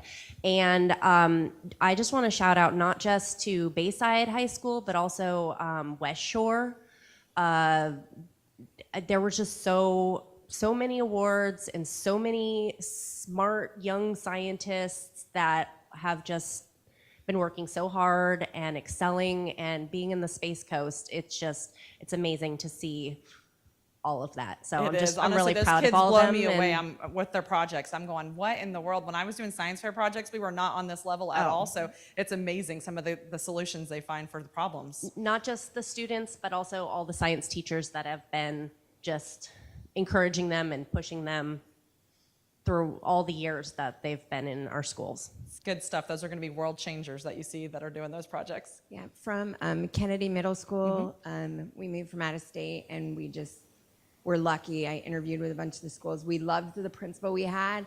Cried my eyes out when we were losing them last year, and I cannot tell you, our new principal, Mr. Pavzinski, has blown me away. Not only are we again Avid School, and now we're an A-rated school, and our Cambridge program has, teachers have been there 20 plus years, and they're all work amazingly together. Honestly, Mr. Pavzinski has his hand in everything, and is starting a bunch of new programs to integrate the kids that are both to make sure the kids in Cambridge, along with those kids that are not in Cambridge, kind of meld together so that we don't seem like, which I have never felt we've felt separated, but now even more so, just to bring on more of a culture, of a school culture, and make it more of a fun atmosphere. He's doing everything from character education to academics. Our academics are flying. I mean, even the kids that come in super smart are like raising those scores. He is like such a blessing to the school itself. I was so sad. We lost him at one of my schools, and I'm like, oh, man. But I know he's going to do amazing things wherever he goes. So go ahead. I'm with Sea Park Elementary, and we have been adopted by Dr. Rendell. All right. And he's been at our school, and he brings, I'm pretty sure our amazing principal, Mrs. Hall, brought you in, but it is so good for the kids to see you. The kids love having you there. And can I just bring up one negative? Oh, wow, we're doing positives. I got to. The Okay. food is terrible. Okay. The food is terrible. I expect that from the kids when I hear that from the cafeteria food, make the food better. Okay. Yeah, I know. Back to those regulations and laws and all that fun stuff. Hey. Hello. I wanted to highlight the principal at Sherwood Elementary, Sandra Marinas. She's spectacular, and she brought in the Ron Clark Academy program to our Okay. school. So all the children are sorted into different houses, kind of like Harry Potter. Uh-huh. And they all come together so they have shirts to wear, and they support each other within the classroom. So there's 4 houses, but just one Sherwood family, and it's just bringing friendships. Like if there's a child that's normally really quiet, now they have a built-in family within their little house, and it is the coolest program. It has all the kids so hyped. We love it. That's awesome. That is awesome. Sherwood Elementary. Awesome. All right, we'll do a couple more positives and then I'll wrap up because I think I'm taking way longer than I'm supposed to take. But go ahead. So the positives that are in the South Brevard are our teachers, the support staff, and the amazing principals that we have. A lot of us parents spend a lot of time in our schools, and what we see these teachers do every day is unremarkable. It's amazing that they want to get up every day and just do it. We know that their heart is in the right place. And Dr. Rendell, we might not be giving back Miss Bowman just at Stone Middle School, just so you know. But yeah, we love our teachers and our principal and staff. Good stuff. All right. Something that I would love I'm really proud to be a part of at Hoover is there is a giant mentoring program there. There was an employee there who had been running it for quite a few years and had built it up completely on her own as a teacher. And she retired last year, and it got taken over. And it is soaring. They have about 40 mentors that come into Wow. the school every week to mentor 40 students. Wow. They're constantly reaching out to get more and more mentors. A lot of people don't think that kids who live on Beachside come from low income or come from troubled families, but there is a significant a number of students in Indialantic who do need mentors very badly, and it is doing amazing things for these kids. They transfer to Hoover from other schools where they were falling apart, and they come to Hoover and they get a mentor, and there's amazing teachers there, and they are just excelling. So love it's like, that. it's really amazing to be a part of. So if anybody is interested in being a mentor, Okay. please reach out to I them. love because that you're we plugging always mentors. have students in need, but it's a great program. I'm super proud that they have it there. That's amazing. That's amazing. All right, we'll take one more, and then I'm going to wrap up because I'm talking way too long. So this isn't a positive, this is a question. Okay. You have submitted paperwork for our county to become a year-round school. And number one, are you going to survey the community to see if there's support? Number two, are you going to survey the teachers? And number three, have you also thought about the negative impact at the secondary level? So my student would miss out on the opportunity to participate in a 6-week music program in Boston if you had year-round school. That is also true for student athletes who perform across the state. Let me go. I'm going to pause you on this one for right now because we're not there right now. So we're not at the year-round talk for the entire district. There, obviously, if you've watched our board meetings, I'm an advocate for it. I've been through year-round school. I've talked to so many people that can just praise year-round school, how good it is for our students, for our staff, for our families, all the way around. But we're not there to have that conversation yet for the entire district because we're still exploring a lot of the ins and outs and calendars and what that looks like, and if that's even, we got to get more information before we can move forward. Yes, community input will be a huge part of this, so don't worry about that. We're not going to force it on anybody who doesn't want it, so we will have community input when that time comes. But here's what I want to say. You guys were really, really good at highlighting some of the things that were negative, right? Because there are some things we need to fix. But the good news is that we are working towards a lot of the things that you've already identified. When it comes to facilities, we have the utmost, I think the best probably in the state with Ms. Hand. So she is phenomenal, and she is working through, looking at all of our schools, going through, and we're going to work on the facility issue. That one was kind of, I heard that several times. But you also highlighted some really unique things that are special about each one of your schools. And that is true for literally every single school within Brevard County. And you, parents are the champions to go out and cheerlead for these things and say, hey, this is what's different about my school. This is what's exceptional about my school. The world loves to shove negative down our throats, right? They want to say all the bad things, all the ways that we're failing. But the only way that we can change that narrative is if we start talking about all the positive, because there's so much more positive than there is negative that's happening out there, especially in our schools. So I want to thank you guys for taking the initiative to be active, to be involved. You are important, you are valued. And if I could duplicate you guys or triple you guys or however many, we need a ton of you guys. So if you can champion it, bring more parents in. We need more volunteers always, but just know that we appreciate your perspective and any kind of feedback that you give to us that we can move in the correct direction. All right, thank you guys. Thank you so much, Ms. Wright. Thank you for joining us today. It is 12 o'clock. Dr. Rendell, do you want to answer some questions the audience may have for you, for those who want to stay? Just a couple minutes? Yeah, so I pushed my 12 o'clock back so I can stay as long as they want to stay. Are you sure? I Okay. have information I want to share first, though. Of course. Can you get the screen on? If you go to the web page. How's everybody doing? All right, so I'll stay as long as you want to stay, and we'll keep recording as long as we're here. So I had some good news I wanted to share with you guys to make sure you knew about some things. If you go to Chrome, the Chrome icon at the bottom, Google Chrome. Oops, sorry. Down at the bottom. Wrong one. No, Right there. Right here? there was something I already picked out.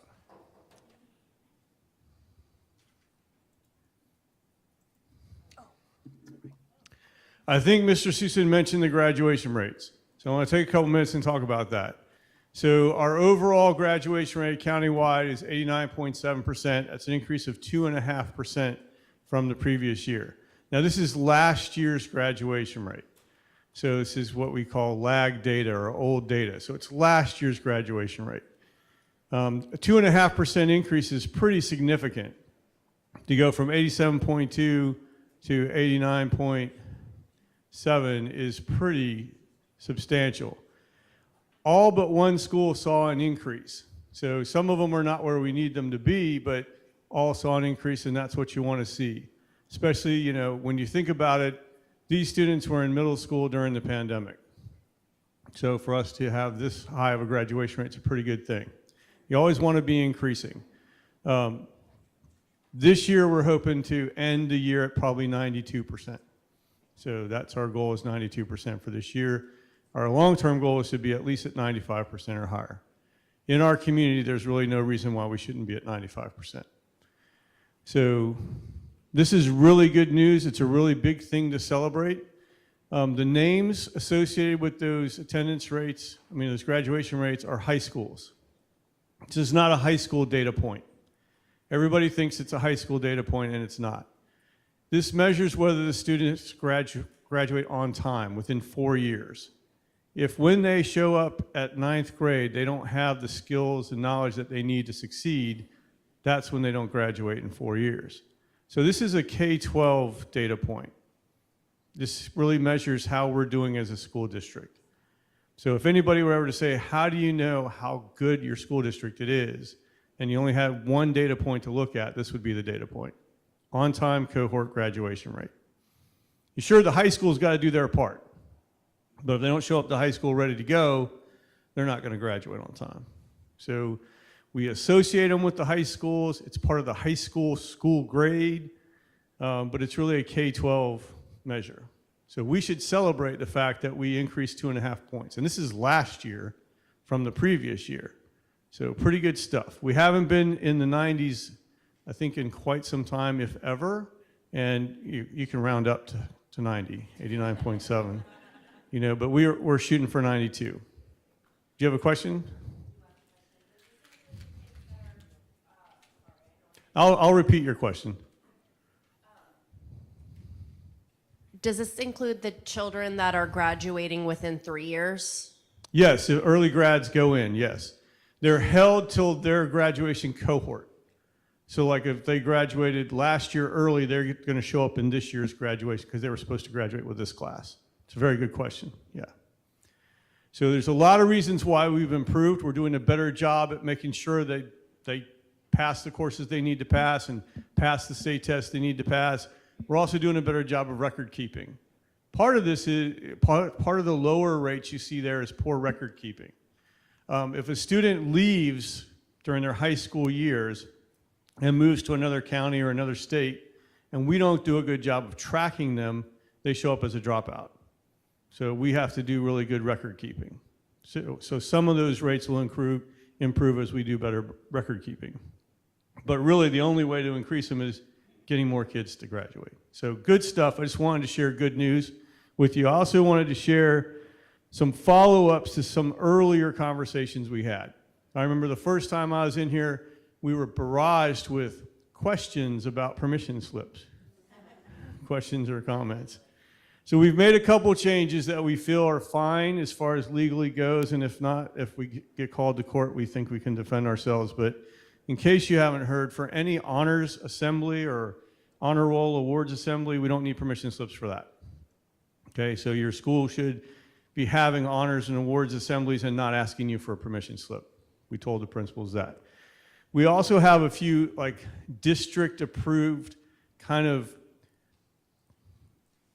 tried and true events.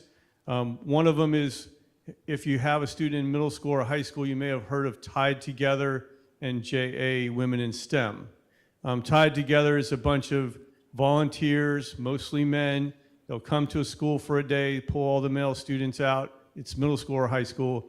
Teach them how to tie a tie. That's the tied together part. And they get to keep the tie. It's a donated tie. So they teach them how to tie a tie, shake hands, look people in the eye. There's a couple other gentlemanly mannerisms that they teach them.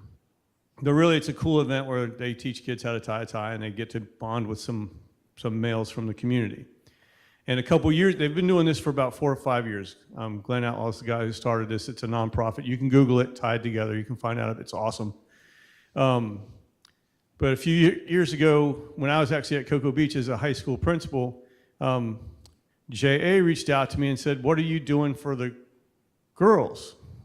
When Tied Together comes and does this event for the boys. What are you doing for the girls? And I was, nothing.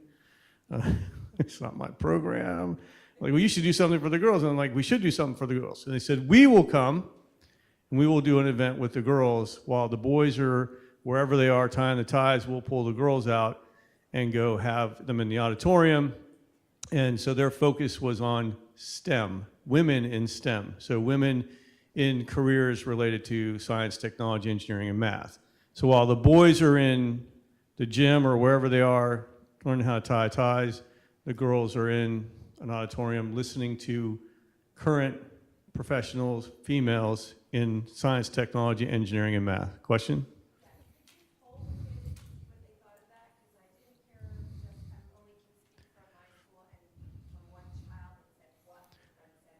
So how long ago was that presentation?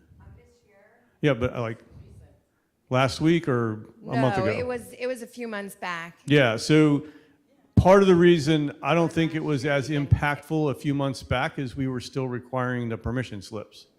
And so the audience was not as large. Last week or 2 weeks ago, it was at Central Middle School, and we had lifted the permission slip requirement, and it was massive. And I have pictures and stuff to show.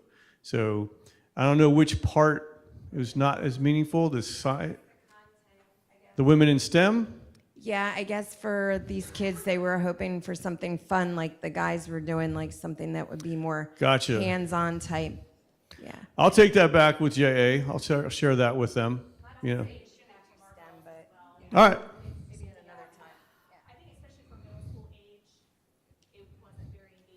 Yeah, so I'll talk with JA about trying to find something more engaging for their part of the presentation.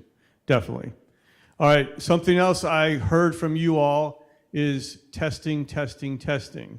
We actually shared that concern with the board, so they have directed us to conduct an inventory of all of our district and state required testing to make sure we're not requiring anything that we don't need to require. I don't know how else to say that.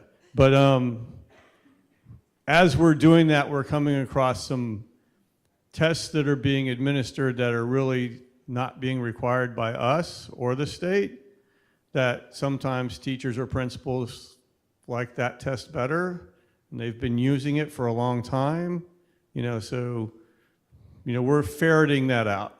And so the idea would be to make sure we're only requiring the tests that need to be required.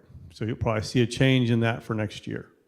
So how many tests do you think that you could possibly be eliminating? Because I was at a recent, I don't remember if it was PTO or SAC, but the principal had mentioned that for a second semester, it was going to be something like 18 tests or something that these kids were going to be taking. And a couple of them were optional, but the rest of them parents could not opt out of, and that was kind of alarming. So Yeah. how many do you think going into it that we could possibly I start can't give you a eliminating? number because it's different for elementary, middle school, and high school. And it's even different in different grade levels in elementary because, for example, you got a fifth grade science test. You don't have that in third, fourth, and sixth. Yeah. So, one of the things that you will see a little bit of relief on for sure in elementary is iReady's no longer going to require a diagnostic test at the beginning of the year. So that was something, you're not going to do iReady tests anymore. iReady is still just it's a diagnostic tool. It already is a diagnostic. Doesn't really have to have a testing session. So you'll see a relief in that.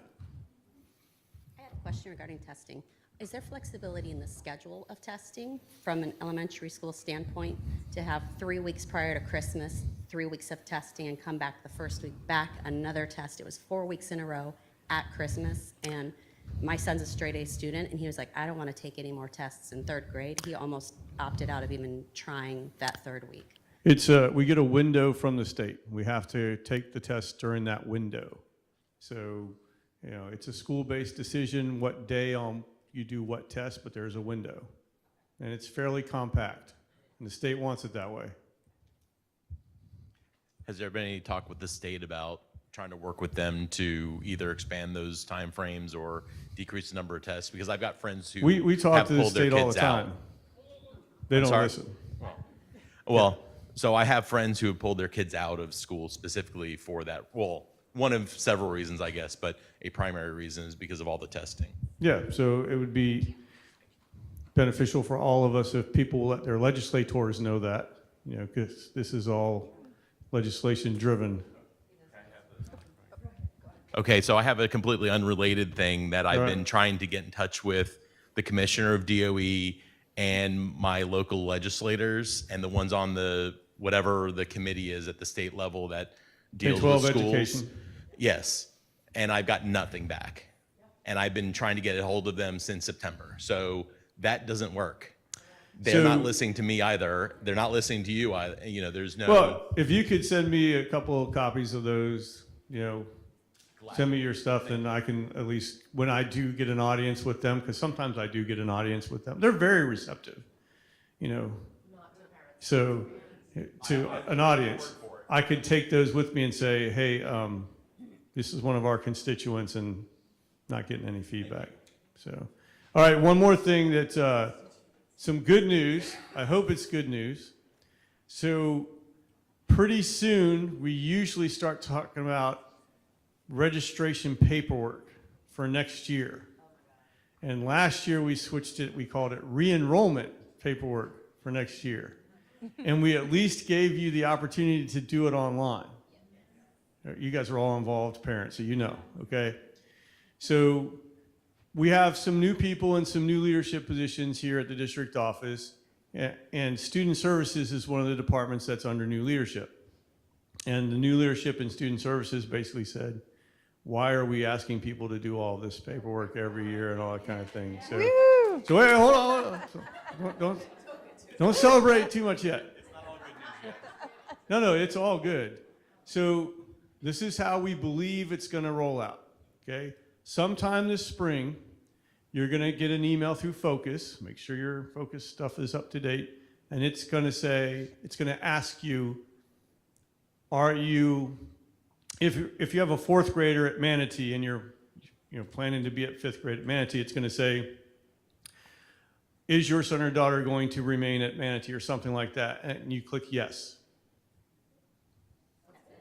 That's it in the spring, okay? That just helps us with our count. We make sure we know 500 people are going to stay at this school and so on. Now, if you're transitioning, going from elementary to middle school or middle school to high school or whatever, the question is going to be based on where you're zoned to go. Or if you've already been accepted to West Shore or Edgewood or something like that, it's going to say, is your student planning on attending West Shore? And you just click yes.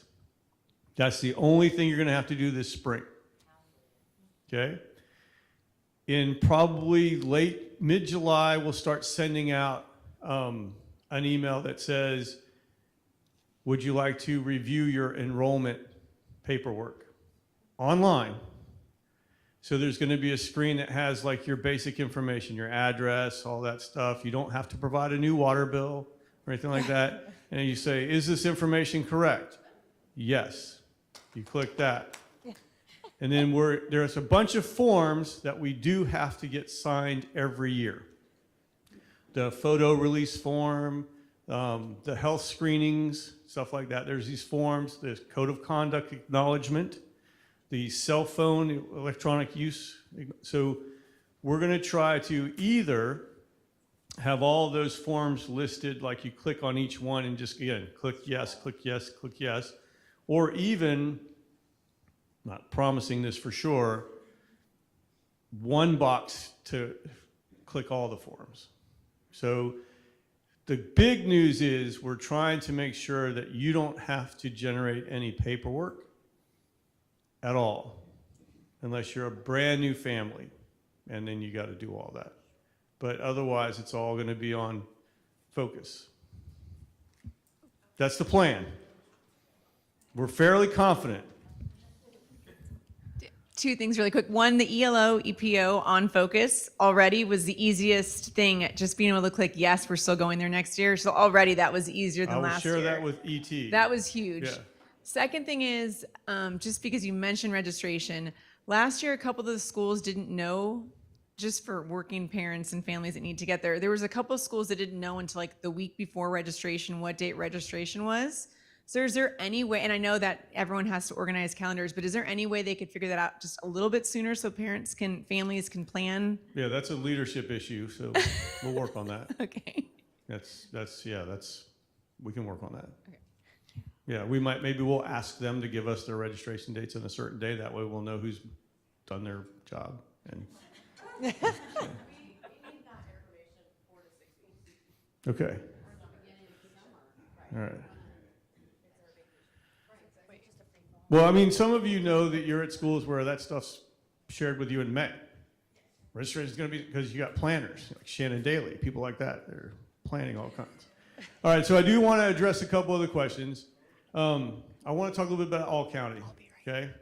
So the King Center changed management companies 2 years ago and significantly raised their rates to rent the King Center. So last year was the first year they raised their rates. And we stayed at the King Center because we had already booked it and all that kind of stuff, and then they raised the rates. So we found money to pay for that, okay? Actually came from schools. So we weren't going to do that this year.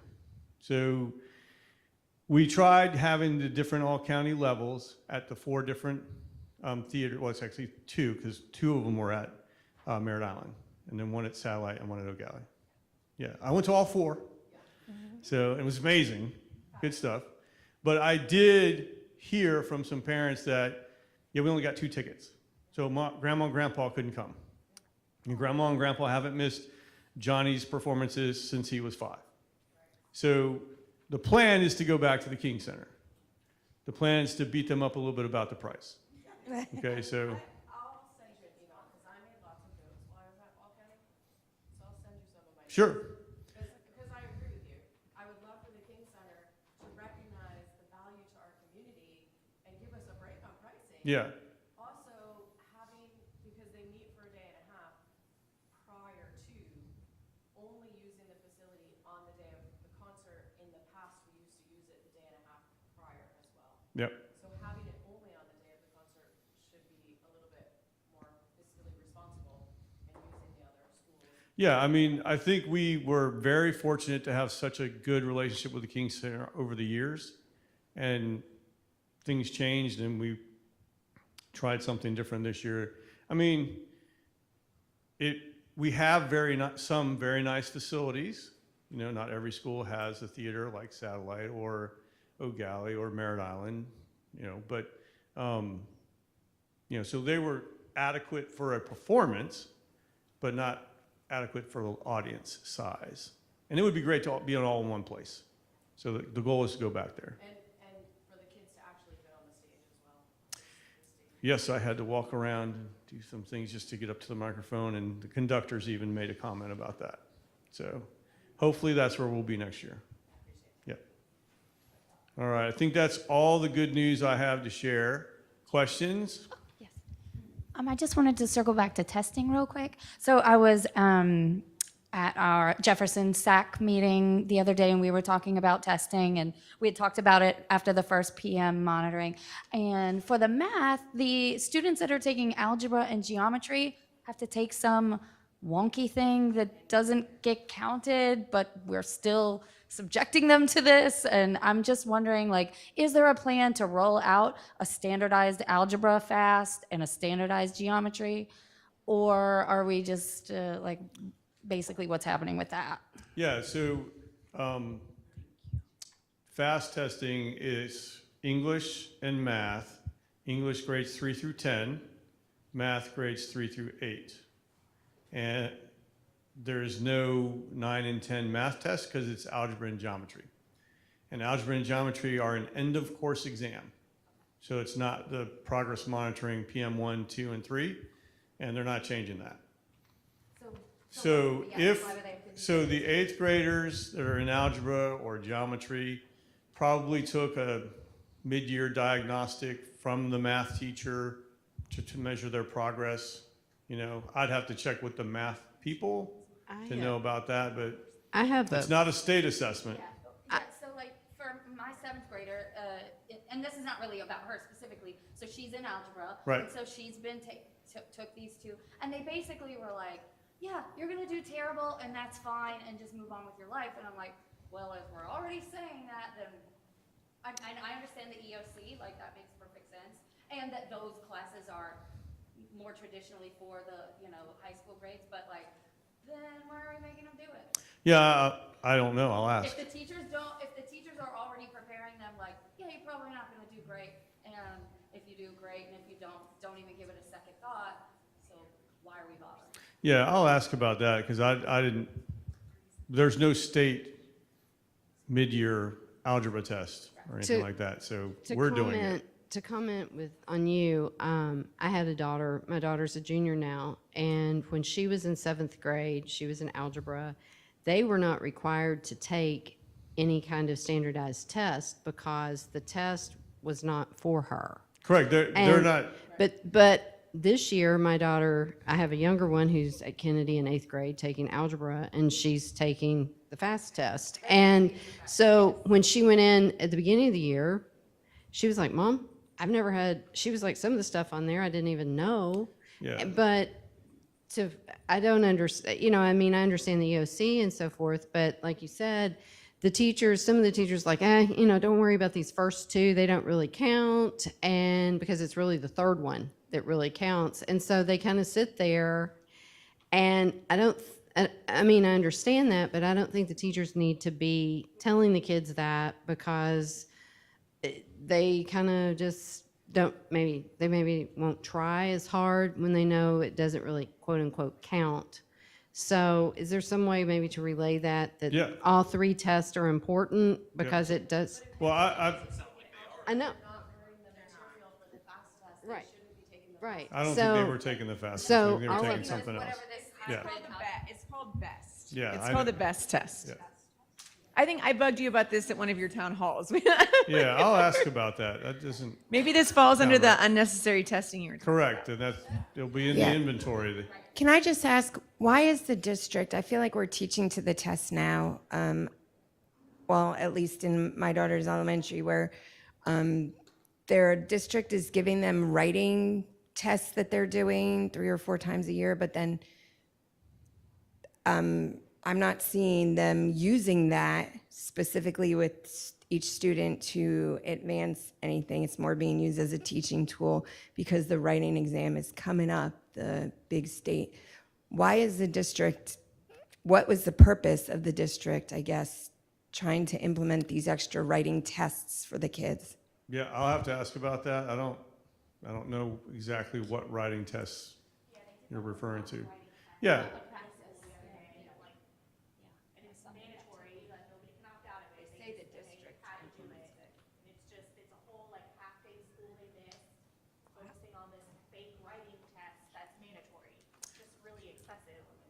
Well, it is one of the things we would do to prepare kids for the big tests. I just have to find out how many times we're doing that. I've been with Brevard Schools for 100 years. So my elementary kids, my daughter graduated last year. The 2023 kids, they were freshmen when COVID hit, not in middle school. So the next couple years is really gonna be curious to see how that goes. But they've always done some form of a mock writing test prior to exams for several different reasons. One, they have different prompts. So don't quote me, but it's like, so there's different prompts that they have to write to on the writing exam, and the teachers don't know which prompt, but the students need to be exposed to that prompt so they know how.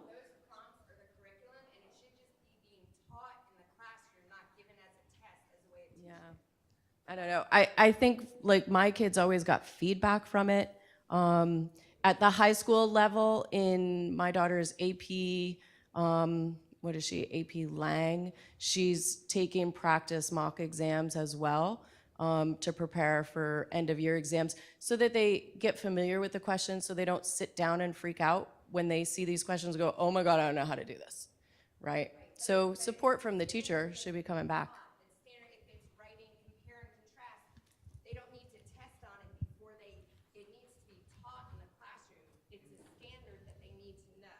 You don't need to test them. I think the bigger question is, if we're using the tests, are we giving the students feedback on it to prepare them for the big test? Yeah.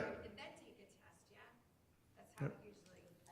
In the curriculum? All right, any other questions? good comments or anything? Thank you guys for staying later. And I'm still here if you have personal questions or private questions, whatever that is. Thank you. Thank you so much, Dr. Rendell. We will see you guys next time. I will send out a follow-up email with everybody's contact information, so be on the lookout. Thank you.